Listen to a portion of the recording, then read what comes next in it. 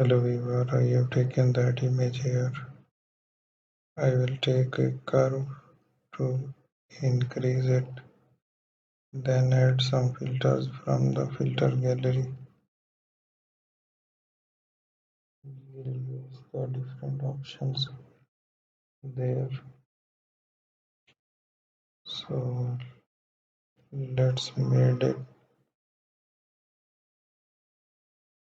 use that effect here. Make it more customized. Use a color. So we are just doing a practice there. I will take the eraser tool.